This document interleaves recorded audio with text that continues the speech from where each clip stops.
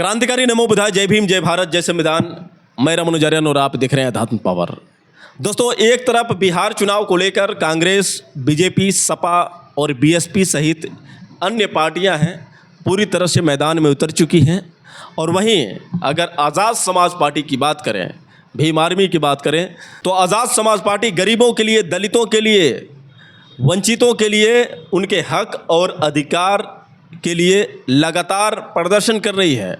बता दें कि उत्तर प्रदेश की राजधानी लखनऊ के गयासुद्दीन के हैदर कैनाल में एक नाला है, और उसी नाले के बगल में लगभग 7 लाख की आबादी है।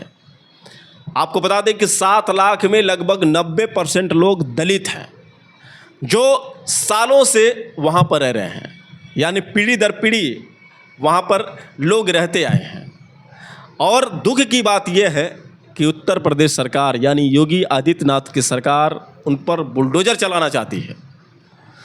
उत्तर प्रदेश सरकार 2270 करोड़ की लागत से रोड बनाना चाहती है और पूरी तरह से उनके घरों को बर्बाद करना चाहती है। बता दें कि 1 साल पहले चंद्रशेखर आज़ाद ने इन्हीं मुद्दों पर लेकर मीडिया वालों के सामने उन्होंने बात कही थी, और उन्होंने सरकार को चेताया था कि सरकार ऐसा कतई नहीं करे। अगर उसे रोड बनवाना ही है तो वो रोड जो है पुल के माध्यम से बना सकती है। आखिर चंद्रशेखर आज़ाद ने मीडिया के सामने क्या बात कही थी, पहले आप चंद्रशेखर आज़ाद का वो बयान सुनिए, उसके बाद हम आपसे बात करते हैं। मैंने खुद देखा, मैं जहाँ गया था उस जगह का नाम है हैदर कैनाल रोड, और सरकार वहाँ एक प्रोजेक्ट ला रही है एलिवेटर रोड। 16 किलोमीटर का एरिया है, जिससे लाखों परिवार प्रभावित हो रहे थे। उससे पहले बड़नगर में और पंतनगर और कई जो है जगहों पे डेमोलिशन का जो है बुलडोजर राज जो है वो प्रभावी होने का काम कर रहा था। मैं आज मेरे पास उनका लेटर गया था कि आपको आना चाहिए, क्योंकि लाखों लोगों की ज़िंदगी का सवाल। देश 14 अगस्त 1947 को अंग्रेजों के अधीन था। 15 अगस्त को हम लोग आज़ाद हो गए। 16 अगस्त को भारत आज़ादी का जीवन जी रहा था, लेकिन धन धरती राजपाट में बंटवारा नहीं।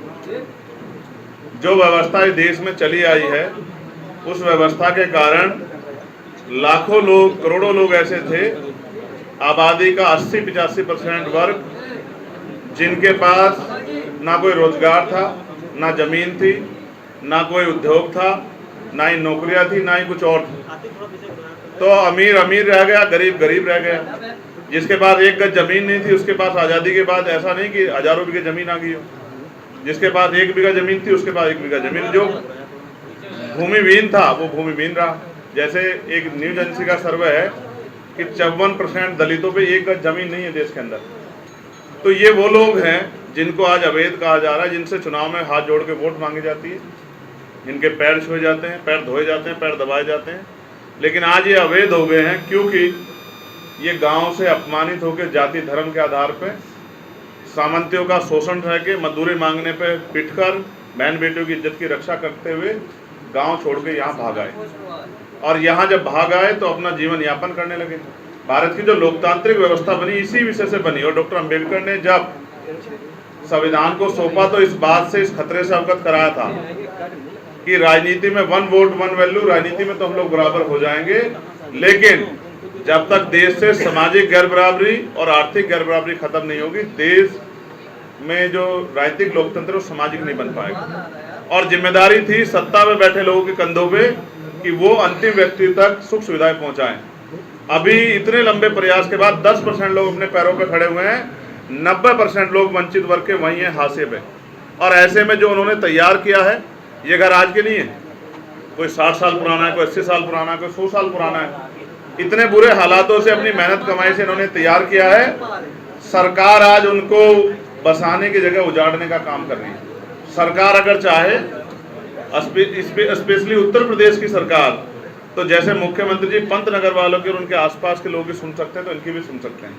क्या तो ऐसा है कि फिर यहाँ ये सरकार सबका साथ सबका विकास की नहीं, जाति धर्म देख के कार्रवाई करे, क्योंकि सत्ता के लोग बैठ जानते हैं SC ST OBC और माइनॉरिटी के लोग रहते हैं, मुस्लिम समाज के लोग रहते हैं। तो मुझे ऐसा लगता है कि अगर यहाँ की सत्ता इनके दुख को समझे, मुख्यमंत्री इनके दुख को समझे, तो वो इनको जीवन को भी बचा सकते हैं, उनको बेघर होने से बचा सकते हैं। और अगर मुख्यमंत्री ने, सरकार ने तय कर लिया कि इन गरीबों को उजाड़ना है, और ये हमारे साथ आज से नहीं हो रहा, सदियों से होता है, जब भी हम अपने पैरों पर खड़े होते हैं, कुछ तैयार करते हैं, तभी हमारी कमर तोड़ दी जाती है, अवैध बता के, गलत बता के। ये सारी जमीनें सरकारी, सरकार चाहे तो इन जमीनों को गरीबों को, जिन लोगों ने उन पर इतने दिन मेहनत की है, उनको देके और इनके जीवन को बचा सकती है, उनको टूटने से बचा सकती है। लेकिन मुझे ऐसा लगता है कि सरकार इस पर ध्यान नहीं दे रही है। इस कारण बड़े बड़े प्रोजेक्ट की आड़ में गरीबों को कुचला जा रहा है। अमीरों को रात में तारे दिखने चाहिए, इसलिए गरीबों के घरों को जमींदोज किया जा रहा है। हम अपने लोगों को बेघर नहीं होने देंगे। मैं मुख्यमंत्री जी से ये आग्रह करता हूँ, निवेदन करता हूँ, मांग करता हूँ कि वो पंतनगर के तरह इनका दर्द भी सुने। और इसका एक कड़वा सच ये है, अगर किसी कोर्ट के आदेश पे ये हो, हम न्यायपालिका का सम्मान करते हैं, तो मुख्यमंत्री पे ताकत है कि वो जनता का संरक्षण कर सकते हैं, वो इनको विस्थापित कर सकते हैं, अच्छी जगह दे सकते हैं, और वो इस प्रोजेक्ट को और ऊंचा करके बना। लोग विरोध नहीं कर रहे प्रोजेक्ट का, लोग भी चाहते हैं विकास, लेकिन ये गरीबों की बस्तियों से जो विकास हो रहा है ना, उनको कुचल के, ये नहीं होना चाहिए। बहुत सारी जगह उधर से बना लो, लेकिन अगर उधर से बना तो थोड़ा ऊंचा बना लो, लोगों की जान बच जाए। और अगर ऐसा नहीं करते तो ये स्पष्ट हो जाता है कि उनका अंतिम उद्देश्य इन लोगों को उजाड़ने का है, और हम अपने लोगों को उजाड़ने नहीं देंगे। सारे काम हो सकते हैं। अकबर नगर में जो हुआ है, आप सब लोगों ने देख लिया, उनको छोटे छोटे कमरों में रख दिया। वहाँ बिजली नहीं आ रही है, पानी की व्यवस्था नहीं है, सुरक्षा की व्यवस्था नहीं है, वो सब लोग रो रहे हैं। उनके ऊपर जबरदस्ती 5 लाख रुपए का वो जो है एक अमाउंट तय कर दिया कि आपको ये देना है। लोगों को खाने को रोटी नहीं है, लेकिन सरकार को पैसा चाहिए। तो ये पैसा जब करोड़ों करोड़ रुपए पूंजीपतियों का माफ़ करते तो जनता का माफ़ कर दो। तो मेरा ये मत है कि सरकार को हमारी इस मांग को सुनना चाहिए। और अगर सरकार, मुख्यमंत्री तो यहीं रहते हैं, अगर मुख्यमंत्री खुद जाके देखेंगे तो उन माओं के आंसू देख के शायद मुख्यमंत्री का दिल पिघल जाए, उनको तरस आ जाए इन गरीबों पे, जो गरीब अपने घर को उजड़ने से बचाने के लिए आंदोलन कर रहे हैं। मैं उन सभी गरीब परिवारों के साथ हूँ, और उनकी लड़ाई सड़क से लेकर पार्लियामेंट तक हम लोग लड़ेंगे। और मेरा ये मानना है कि सत्ता हमारी बात को इसलिए सुनेगी क्योंकि बहुत जल्द चुनाव में वोट मांगने भी सत्ता के लोगों को जाना है, वरना वही हश्र होगा जो अयोध्या में हुआ। अयोध्या में भी इसी तरह जो है विकास के नाम पे गरीबों को उजाड़ा गया।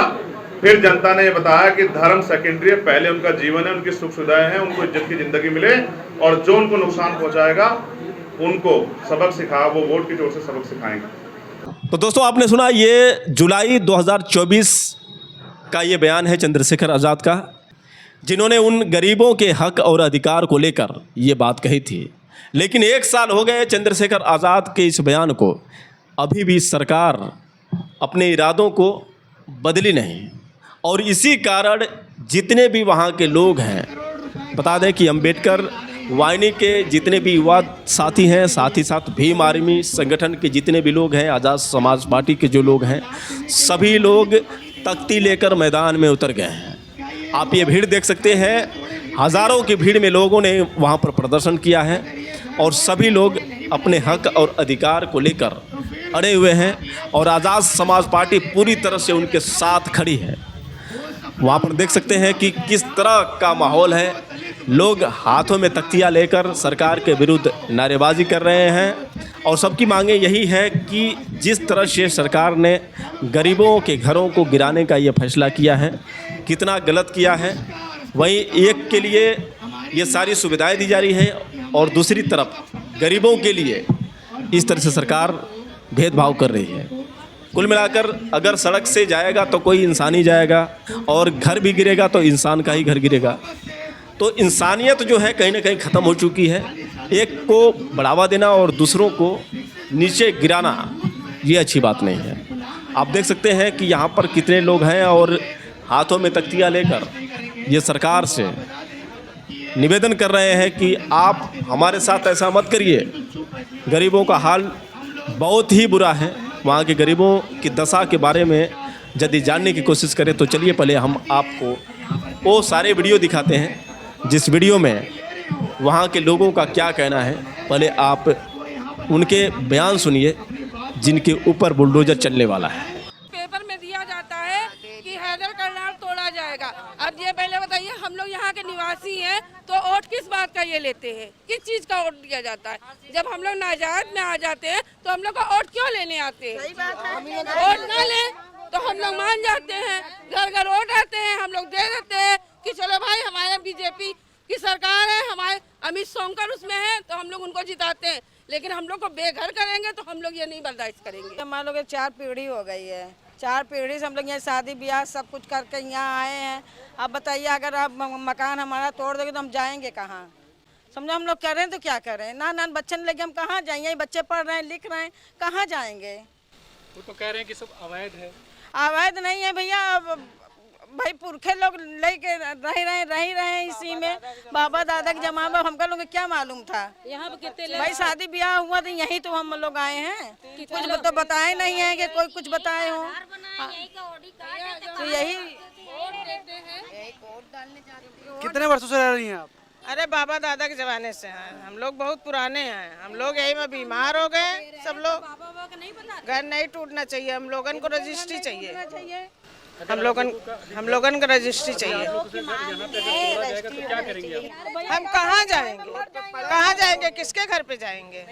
मेरे यहाँ और कोई जगह ही नहीं है हमें लोग का। यहीं पे है, यहीं पे हम लोग बड़े हुए हैं, यहीं पे सब खाना पीना, बच्चे पढ़ाई लिखाई, हम लोग कहाँ जाएंगे? ये बताइए, ये सब हम लोगों का चला जाएगा, हम लोग जंगल में क्या खाएंगे? हम लोग कागज पत्र है आपके पास? सब है, क्या जो आपको चाहिए वो है। बिजली का है, जमीन का है, जितने भी कागज है, वोटर कार्ड है, आधार कार्ड है, सब है। 45 साल तो हम लोगों की शादी हो गए, 50 पुरखों रह रहे हैं हमारे, पांचवा पीढ़ियां हैं हम लोगों के। बच्चे भी बड़े हो गए, बच्चों के सब बच्चे शादी करने वाले आ रहे हैं। बच्चे इतने सालों से रह रहे हैं हम लोग पुरखों से, तो कहाँ जाएं हम साहब? हैं ये सब सुन के हम लोगों ने देखो तबीयत खराब हो रही है, बीपी लो बढ़ रहा है, सब क्या करें सब। कितने घर प्रभावित हो रहे हैं? बहुत पूरा मोहल्ला हमें छोड़िए, रजिस्ट्री करके दीजिए, हमारे हाथ जोड़ के विनती है, रजिस्ट्री करके दीजिए। हम लोग बिल्डोजर के आगे लेट जाएंगे, हम लोग को मार दे, फिर हम लोग का घर उजाड़ दे। तो दोस्तों, आपने सुना किस तरह से वहाँ के लोगों का कहना है कि सरकार अगर घर गिराएगी तो हमें मकान दे रहने के लिए। हम कई पीढ़ियों से यहाँ पर रह रहे हैं, 50 सालों से लोग वहाँ पर रह रहे हैं। छोटे छोटे बच्चे हैं, महिलाएं हैं, बुज़ुर्ग हैं। आखिर ये लोग जाएंगे कहाँ? इन्हें क्या पता था कि कल चलकर सरकार ऐसा कदम उठाएगी कि हमारे घर पर ही बुलडोज़र चलने लगेंगे। वैसे बुलडोज़र बाबा काफ़ी मशहूर हैं इन चीज़ों के मामले में, जो वो कहते हैं वो ठान लेते हैं। लेकिन क्या वो इन दर्द को समझेंगे? बिगाड़ना तो अच्छी बात है, लेकिन बनाना बहुत मायने रखता है। और भीम आर्मी के आज़ाद समाज पार्टी के कार्यकर्ताओं का कहना है, जैसा कि चंद्रशेखर आज़ाद ने भी ये बात कही थी, कि अगर आपको सड़क बनवानी है तो आप फ्लाईओवर के माध्यम से सड़क बना सकते हैं, जिससे जाम भी नहीं होगा, आराम से लोग जा सकते हैं, आ सकते हैं। और जो गरीबों के घर पर खतरा मंडरा रहा है वो खतरा भी टल जाएगा। लोग आराम से ज़िंदगी जी रहे हैं, जैसे तैसे ज़िंदगी जी रहे हैं, उनको जीने दिया जाए। आखिर उनके पास न ज़मीन है, न कहीं और रहने का ठिकाना है, तो फिर उनके घरों को क्यों बर्बाद किया जाए? क्योंकि जनता के लिए ही ये सरकार सड़क बनवाती है, और एक तरफ जनता ही सुरक्षित ना हो, एक तरफ जनता के घरों को बर्बाद किया जाए, उनकी ज़िंदगियों को उजाड़ी जाए, तो फिर एक और किसी को खुशी हो रही है तो दूसरी तरफ किसी को नाराज़गी हो रही है, उनको तकलीफ़ हो रही है, तो फिर उन्हें तकलीफ़ क्यों दें? तो जो चंद्रशेखर आज़ाद ने ये बात कही थी कि अगर आपको बनवानी है तो फ्लाईओवर के माध्यम से भी बना सकते हैं। 2270 करोड़ जो है ये हमारे और आपके टैक्स हैं, सरकार अपने जेब से नहीं दे रही है, इन गरीबों के माध्यम से ही वो टैक्स मिलता है। लेकिन सरकार जिनके माध्यम से वो टैक्स मिलता है उन्हीं के घर को बर्बाद करने के चक्कर में लग जाती है। आप सोच सकते हैं कि 2270 करोड़ कितने मायने रखते हैं।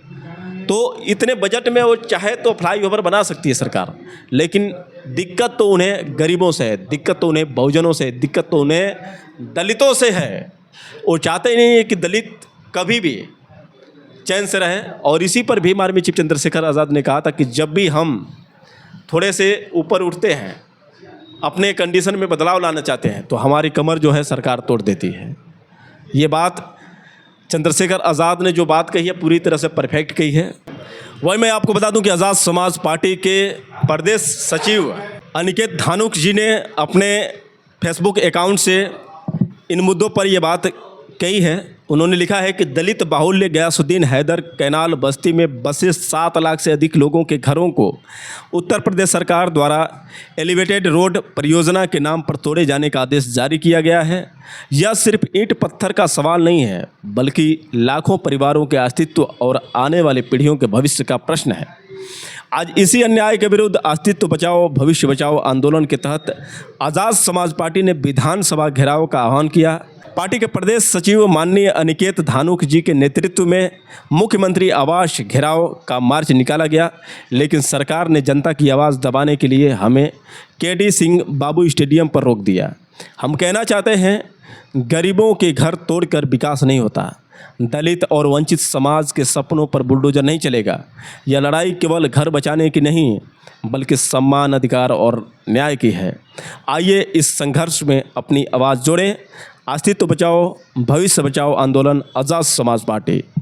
तो दोस्तों, अभी आपने सुना किस तरह से अनिकेत धानुक ने पोस्ट किया था, और वही मैं यदि बता दूं तो अन्य पार्टियों का हाल, अन्य पार्टियां जो है चंद्रशेखर आज़ाद के खिलाफ ऐसे ही नहीं रहती हैं, क्योंकि चंद्रशेखर आज़ाद हमेशा जनता की समस्याओं को लेकर आवाज़ उठाते रहे हैं, और यही कारण है कि जनता उन्हें अगला प्रधानमंत्री बनाने के भी विकल्प को लेकर तैयार है।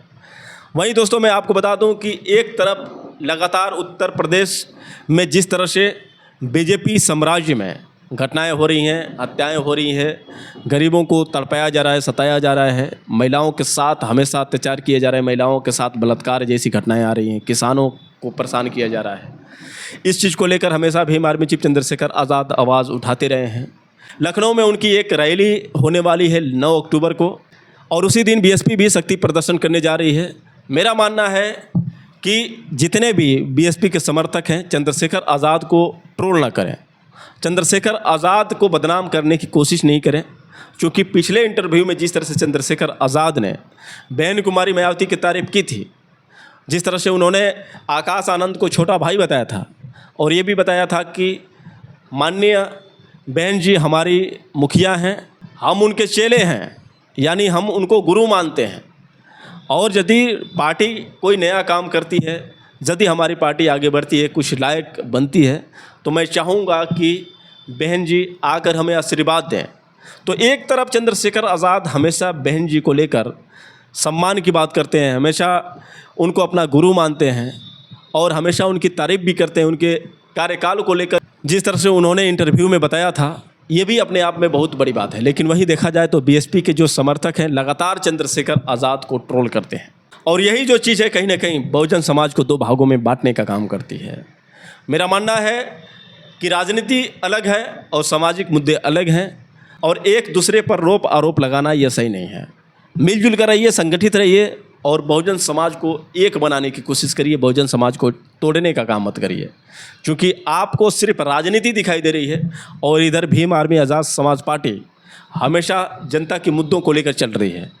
वहाँ पर जाने के बजाय आप लोग पॉलिटिक्स करेंगे तो ये अच्छी बात नहीं है। एक बार थोड़ा सा पुलिस के डंडे खा कर देखिए कितना मज़ा है, लेकिन आप पुलिस के डंडों से बचेंगे और ऊपर से ये कहेंगे कि चंद्रशेखर आज़ाद दंगे करवाते हैं, लोगों को FIR करवाते हैं, जेल में डलवाते हैं।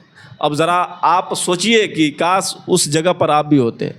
7 लाख लोगों की ज़िंदगी की बात है, हज़ारों घर बर्बाद होने की कगार पर है, और ऐसे में आप जैसे चूड़ियाँ पहनकर चंद्रशेखर आज़ाद भी घर में बैठ जाएं, तो फिर उन वंचितों का, उन गरीबों का, उन दलितों का कैसे उद्धार होगा। तो यहाँ पर तो भीम आर्मी के जितने भी कार्यकर्ता हैं गोलियाँ भी खाने के लिए तैयार हो जाते हैं, जेल में भी जाने के लिए तैयार हो जाते हैं, लेकिन आप कहते हैं कि चंद्रशेखर युवाओं को भड़काता है, जेल में डलवाता है, जबरन उनसे हिंसा करवाता है। तो मैं आपको बता भी दूं कि जितने भी वहाँ पर कार्यकर्ता पहुँचते हैं भीम आर्मी आज़ाद समाज पार्टी के ही पहुँचते हैं, और यदि जेल भी जाते हैं तो आज़ाद समाज पार्टी भीम आर्मी के ही लोग जाते हैं। बसपा वाले कहाँ जाते हैं? आप तो पहले ही से जानते हैं कि चंद्रशेखर आज़ाद हमारा विरोधी है, आप तो पहले ही से ये बात कहते हैं कि जेल में डलवाता है, तो आप तो चौकन्ने हैं, आप तो जाएंगे नहीं। ये तो तय है।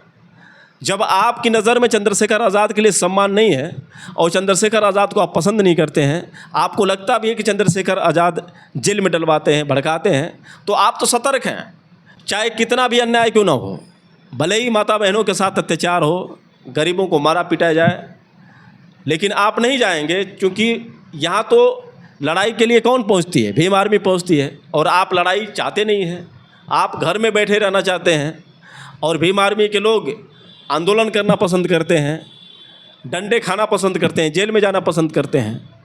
तो आप तो जाओगे नहीं, लेकिन दूसरों को जाने भी नहीं दोगे, तो ये अच्छी बात नहीं है। आप प्रचार प्रसार कर रहे हैं और उधर आज़ाद समाज पार्टी उनके साथ संघर्ष कर रही है, अंतर नहीं है आप में। तो क्यों आप इस तरह से चंद्रशेखर को बदनाम करने के चक्कर में लगे हैं? एक तरफा आप ही लोग बदनाम करते हैं, भीम आर्मी के आज़ाद समाज पार्टी के लोग आपको नहीं बदनाम करते हैं। बहन जी हमारी देवी के समान थी, हैं और रहेंगी, उनके लिए हमेशा सम्मान रहेगा। इस चीज़ को हम टाल नहीं सकते हैं कि बहन जी ने हमें बहुत कुछ नहीं दिया है, क्योंकि उनकी बहुत बड़ी देन है। और चंद्रशेखर आज़ाद ही नहीं, बल्कि पूरा बहुजन समाज, चाहे भीम आर्मी के हो, आज़ाद समाज पार्टी के हो, चाहे बहुजन समाज पार्टी के हो, सभी लोग बहन जी को सम्मान करते हैं और बहन जी को अपना मुखिया मानते हैं। तो बहन जी के सम्मान की बात आप लोग मत करिए। आप भी अपने ही समाज से हैं, आप भी बहुजन समाज से हैं, हम भी बहुजन समाज से हैं, जितने भी भीम आर्मी आज़ाद समाज पार्टी के लोग बहुजन समाज से हैं। चूँकि ये मुझे कहना पड़ता है, आप लोग कमेंट में आकर कहते हैं कि एक तरफा हम बात करते हैं। आप ये भी कमेंट में कहते हैं कि आप किसी पार्टी का सपोर्ट करते हैं। हम किसी के व्यक्तिगत सपोर्टर नहीं हैं, लेकिन जो गरीबों के लिए, जो दलितों के लिए, जो महिलाओं के लिए, जो किसानों के लिए, जो बेरोजगारों के लिए आवाज़ उठाएगा, हम उनका सपोर्ट करेंगे। हम सत्य का साथ देते हैं, गलत का साथ नहीं देते हैं। ये हमारे अंदर एक अलग स्वाभिमान है। चाहे बीएसपी हो, चाहे कांग्रेस हो, बीजेपी हो, कोई भी हो, अच्छा करिए, कर दिखाइए, हम आपका सपोर्ट करेंगे। गलत करेंगे, हम आपका विरोध करेंगे, कोई भी हो। आंख बंद कर हम किसी पर भरोसा नहीं करते हैं, क्योंकि ये बुद्ध का सिद्धांत था कि तुम किसी भी चीज़ को इसलिए मत मानो कि वो भगवान बोल रहे हैं, किसी भी चीज़ को इसलिए मत मानो कि वो तुमसे बड़ा बोल रहा है। तुम उस चीज़ को तब मानो जब अपने दिमाग से उसे खरी कसौटी पर उतार लो। तो बस वही बात है कि किसी के कह देने से हम नहीं मान लेते हैं। जो ज़मीनी तौर पर काम करेगा, जो भी जनता के लिए हमेशा तैयार रहेगा, जो भी जनता के दर्द को समझेगा, जो भी महिलाओं के लिए, गरीबों के लिए, युवाओं के लिए, किसानों के लिए आवाज़ उठाएगा, हम उन्हीं का समर्थन करेंगे। हम किसी पार्टी विशेष से ताल्लुक़ नहीं रखते हैं, और न ही कोई पार्टी हमें पैसे देती है, और न ही किसी पार्टी का हम विशेष तौर से प्रचार प्रसार करते हैं। लेकिन हमें लगता है कि आज़ाद समाज पार्टी, भीम आर्मी हमेशा जनता की सुरक्षा को लेकर, जनता की भलाई को लेकर, जनता की समस्याओं को लेकर आगे खड़ी रहती है। इसलिए हमें आज़ाद समाज पार्टी पसंद है, इसलिए भीम आर्मी पसंद है, और इसलिए हम चंद्रशेखर आज़ाद को लाइक करते हैं, क्योंकि चंद्रशेखर आज़ाद उन मुद्दों को उठाते हैं जो अन्य पार्टियां नहीं उठाती हैं। तो बस वही बात है, लड़ना झगड़ना बंद कीजिए, और जो ये बैठकर आप लोग पॉलिटिक्स करते हैं, ये पॉलिटिक्स करना बंद करिए। आप लोग साथ दीजिए, साथ नहीं दे सकते हैं तो ज़्यादा पॉलिटिक्स भी मत करिए, बोलिए नहीं, शांत रहिए। करना कुछ नहीं है, क्लेम दुनिया भर के लगाना है। तो बस वही बात है कि आप लोग राजनीति बंद करें। एक महिला थी, पूरी तरह से गरज कर मंच पर चली गई। आपने वो पिछला वीडियो देखा था जो ओम प्रकाश दीवाना की रैली में हंगामा हुआ था।